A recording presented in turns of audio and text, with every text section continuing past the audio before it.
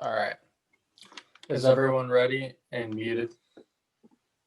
Oh, Matthew, both of you are unmuted, so you probably should mute one because we're getting echo. Oh, Yeah, there we go. Oh, yeah. Awesome. All right. I'll begin with my innocence rebuttal. 4 out of 100 people are sentenced to death in the U.S.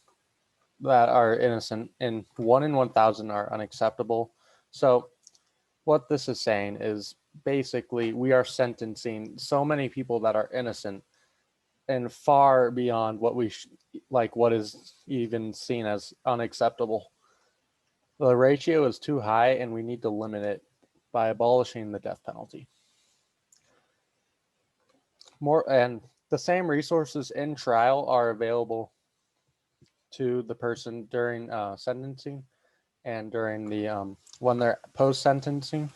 So if they want to get out, they have the same resources available, and that proves that they were sentenced for a good reason, seeing as,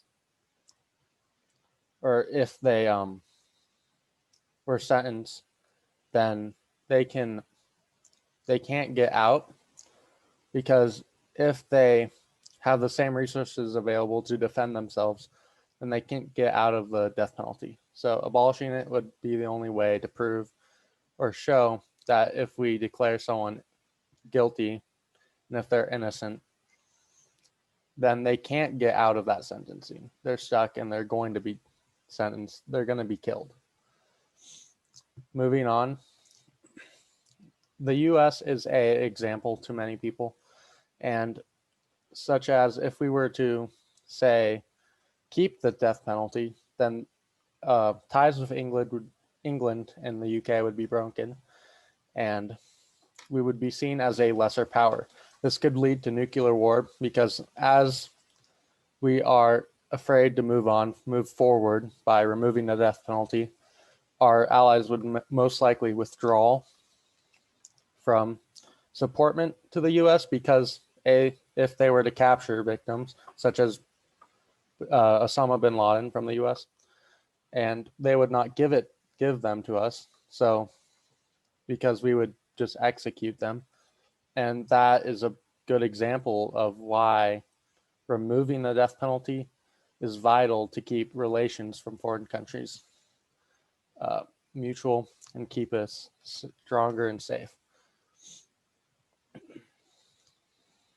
Leading on to nuclear war, if we are seen as weak from our own allies and affiliates because we cannot move forward diplomatically by removing the death penalty, then terrorists would also see us as weak. And we are more prone to first terrorist attacks, and that could lead to nuclear war if the terrorists get a supporting country with nukes at their arsenal.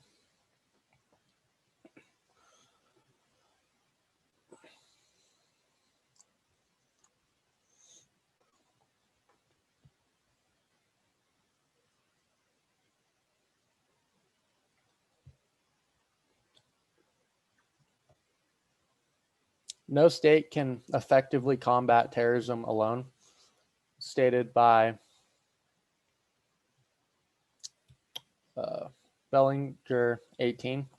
And that is why we must unite and share our own differences and complete our own statements by removing the death penalty to better stand with our allies. For if our allies see that we are afraid to move forward, as I said previously, that they won't stand with us. They won't help us, and we will be seen as a weak country.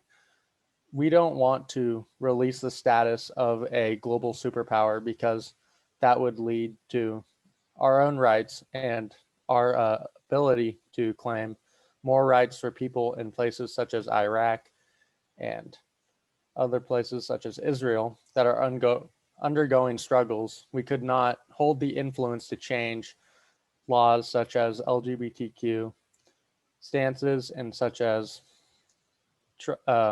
killing someone without trial.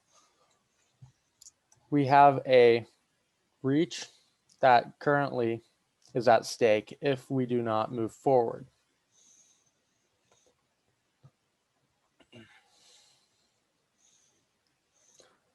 Right now, we are seen as hypocritical because we claim that other countries may be invoking human rights laws. And by keeping the death penalty, we ourselves are doing that.